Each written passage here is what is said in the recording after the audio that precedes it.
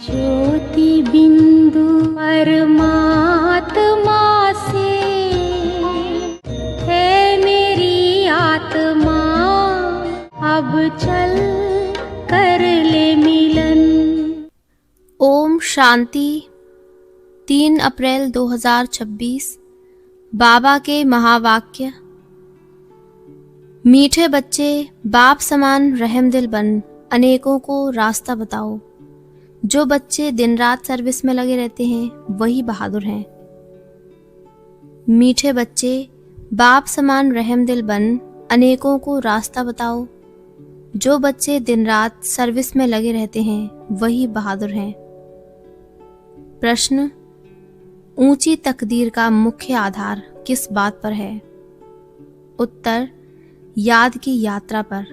जितना जो याद करता है उतनी ऊंची तकदीर बनाता है।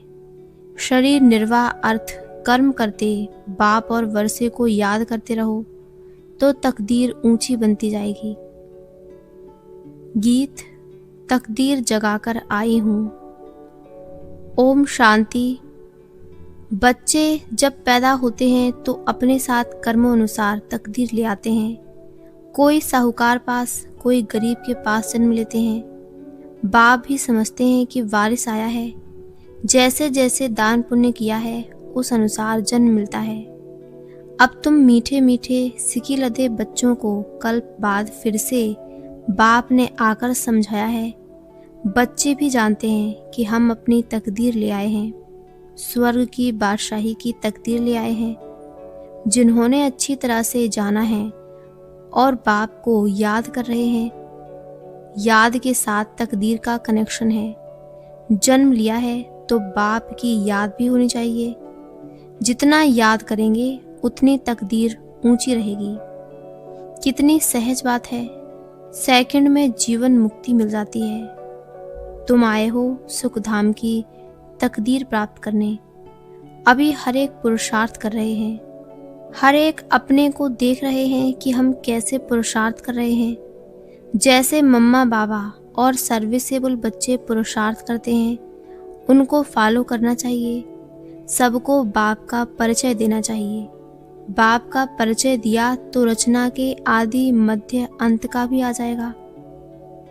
ऋषि मुनि आदि कोई भी रचता और रचना के आदि मध्य अंत का नॉलेज दे नहीं सकते।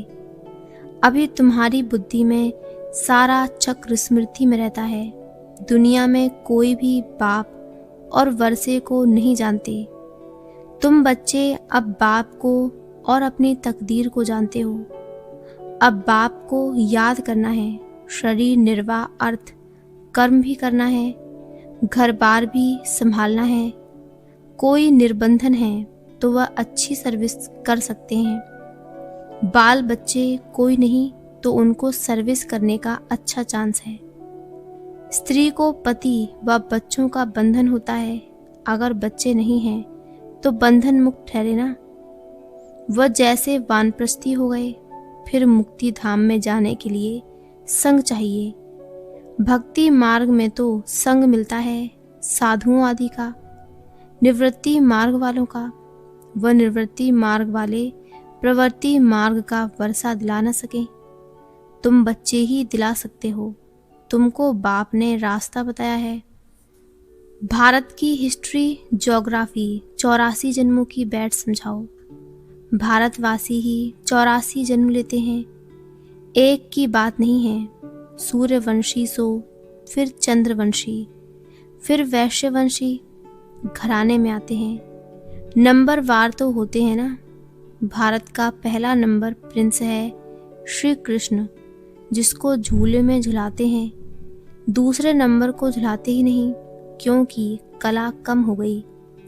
जो पहला नंबर है पूजा उसकी होती है। मनुष्य समझते नहीं कि श्री कृष्ण एक है वह 2-3 है। श्री कृष्ण की डायनेस्टी चलती है यह किसी को भी पता नहीं है। पूजा सिर्फ नंबर 1 की होती है। मार्क्स तो नंबर वार ही मिलते हैं। तो पुरुषार्थ करना चाहिए कि क्यों ना हम पहले नंबर में आए। मम्मा बाबा को फॉलो करें, उनकी राजधानी ले लेवें। जो अच्छी सर्विस करेंगे वह अच्छे महाराजा के घर में जन्म लेंगे। वहाँ तो है ही महाराजा महारानी। उस समय कोई राजा रानी का टाइटल नहीं होता है, वह बाद में शुरू होता है। द्वापर से जब पतित बनते हैं तो उनमें बड़ी प्रॉपर्टी वाले को महाराजा कहा जाता है। फिर राजा का लक़ब कम हो जाता है। फिर जब भक्ति मार्ग होता है तो गरीब साहूकार में फर्क तो रहता है ना। अब तुम बच्चे ही शिव बाबा को याद करते हो और उनसे वर्षा ले रहे हो, और सत्संगों में मनुष्य बैठ कथा सुनाते हैं। मनुष्य को भक्ति सिखलाते हैं। वे ज्ञान देकर सद्गति नहीं कर सकते। वेद शास्त्र आदि सब हैं भक्ति मार्ग के। सद्गति तो ज्ञान से होती है। पुनर्जन्म को भी मानते हैं। बीच में तो कोई भी वापस जा न सके। अंत में ही बाप आकर सबको ले जाते हैं। इतनी सब आत्माएं कहाँ जाकर ठहरेंगी? सब धर्म वालों के सेक्शन तो अलग अलग है ना। तो ये भी समझाना है, ये किसको पता नहीं है कि आत्माओं का भी झाड़ है। तुम बच्चों की बुद्धि में सारे झाड़ का ज्ञान रहता है। आत्माओं का झाड़ भी है, जीव आत्माओं का भी झाड़ है। बच्चे जानते हैं कि हम ये पुराना शरीर छोड़कर घर जा रहे हैं। मैं आत्मा इस शरीर से अलग हूँ। ये समझना गोया जीते जी मरना। आप मुए मर गई दुनिया। मित्र संबंधी आदि सबको छोड़ दिया। पहले पूरी शिक्षा लेकर मर्तबे के अधिकारी बन फिर जाना है। बाप को याद करना तो बहुत सहज है। भल कोई बीमार हो उनको भी कहते रहना चाहिए कि शिव बाबा को याद करो तो विकर्म विनाश होंगे। जो पक्के योगी हैं उनके लिए जल्दी मरना, शरीर छोड़ना भी अच्छा नहीं है, क्योंकि वह योग में रहकर रूहानी सेवा करते हैं। मर जाएंगे तो सेवा कर नहीं सकेंगे। सेवा करने से अपना ऊंच पद बनाते रहेंगे और भाई बहनों की सेवा भी होगी। वह भी बाप से वर्षा पालेंगे। हम आपस में भाई भाई हैं, एक बाप के बच्चे हैं। बाप कहते हैं मुझे याद करो तो विकर्म विनाश होंगे। आगे भी ऐसे कहा था, किसको भी समझा सकते हो। बहन जी अथवा भाई जी, तुम्हारी आत्मा तमो प्रधान बन गई है। जो सतो प्रधान थी अब फिर तमो प्रधान से सतो प्रधान बन सतो प्रधान दुनिया में चलना है। आत्मा को सतो प्रधान बनाना याद की यात्रा से। याद का पूरा चार्ट रखना चाहिए। ज्ञान का चार्ट नहीं रख सकेंगे। बाप तो ज्ञान देते रहते हैं। जांच रखनी है कि हमारे ऊपर जो विकर्मों का बोझा है वह कैसे उतरे। इसलिए याद का चार्ट रखा जाता है। हमने कितना घंटा याद किया। मूल वतन को भी याद करते हैं, फिर नई दुनिया को भी याद करते हैं। उथल पुथल होनी है, उसकी भी तैयारी हो रही है। बॉम्ब्स आदि भी बनते जाएंगे। एक तरफ कहते हैं कि हम ऐसे ऐसे मौत के लिए सामान बना रहे हैं, दूसरी तरफ कहते हैं मौत का सामान नहीं बनाओ। समुद्र के नीचे भी मारने का सामान रखा है। ऊपर आकर बॉम्ब्स छोड़ फिर समुद्र में चले जाएंगे।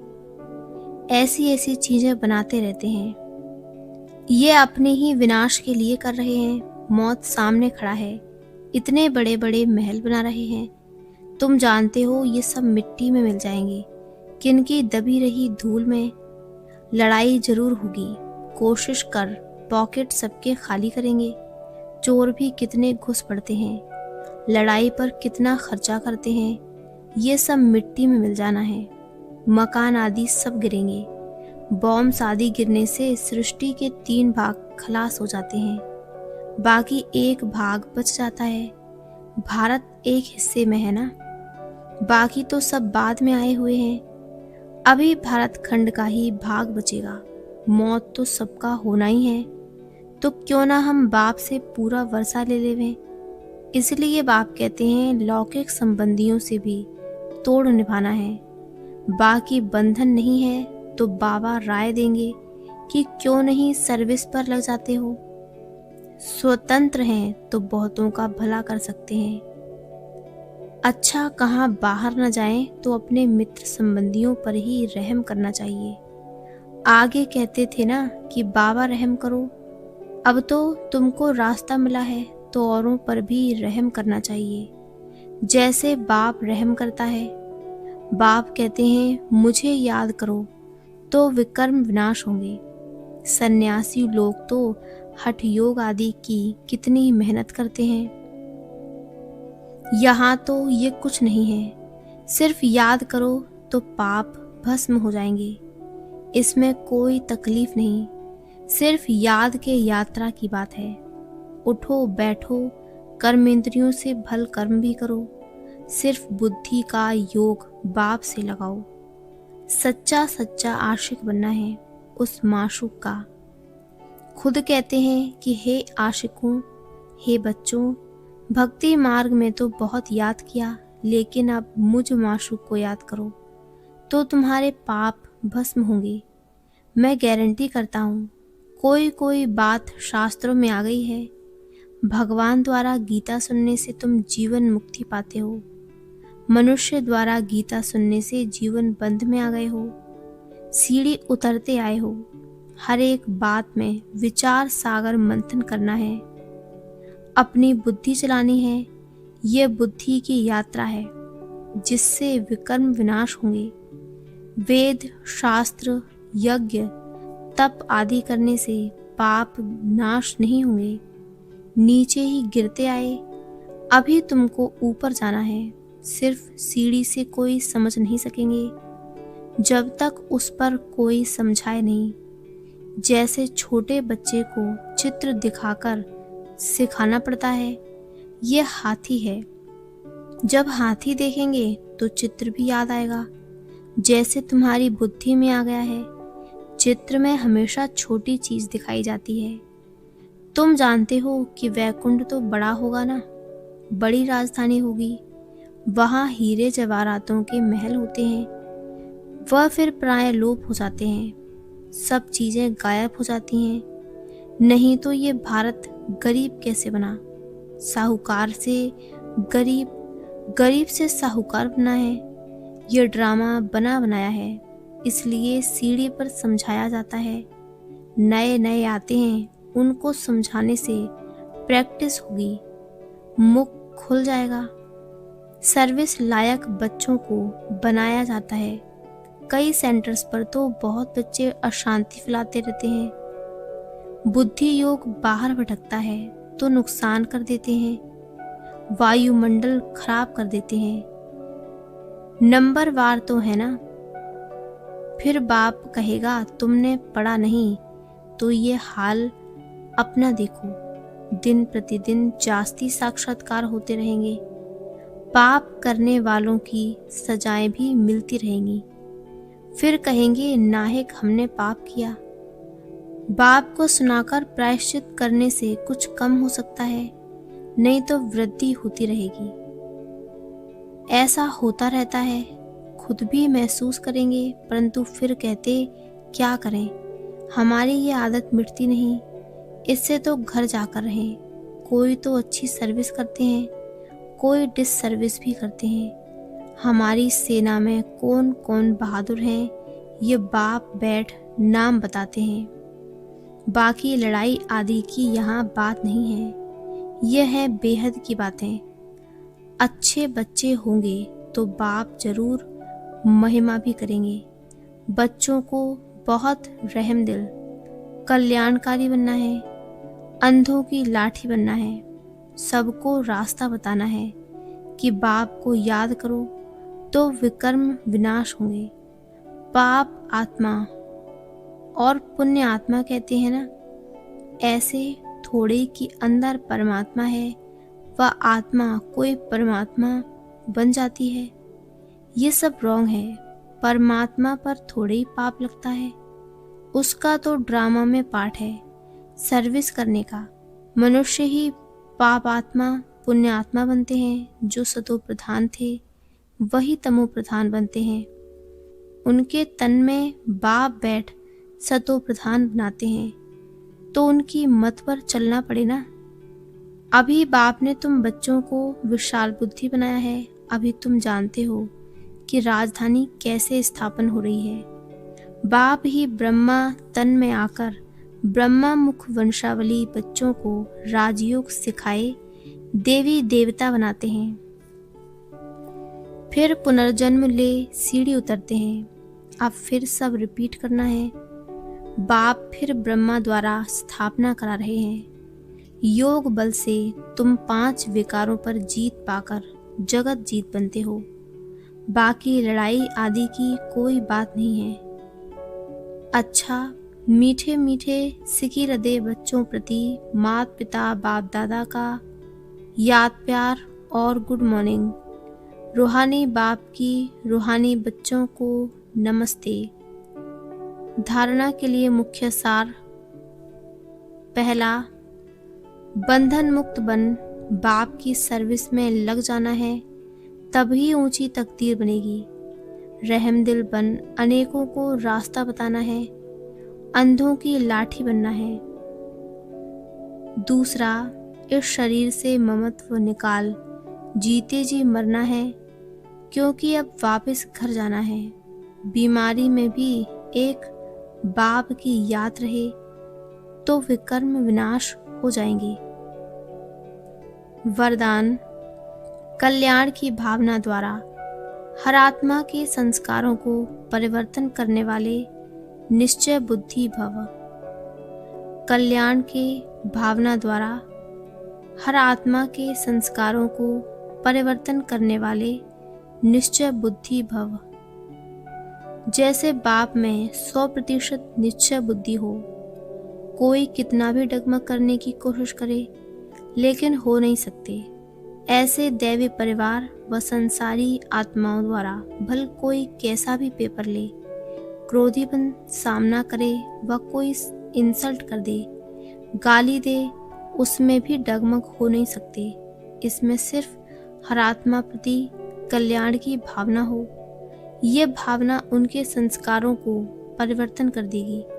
इसमें सिर्फ अधीर नहीं होना है, समय प्रमाण फल अवश्य निकलेगा। यह ड्रामा की नूंद है। स्लोगन, पवित्रता की शक्ति से अपने संकल्पों को शुद्ध ज्ञान स्वरूप बनाकर कमजोरियों को समाप्त करो।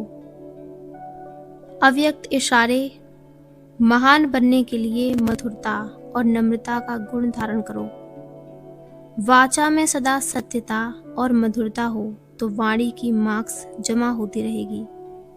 मधुरता का गुण जीवन में है तो हर बोल मोती समान होंगे। ऐसे लगेगा जैसे बोल नहीं रहे हैं, मोतियों की वर्षा हो रही है। वे ऐसा बोल बोलेंगे जो सुनने वाले सोचेंगे कि ऐसा बोल हम भी बोलें।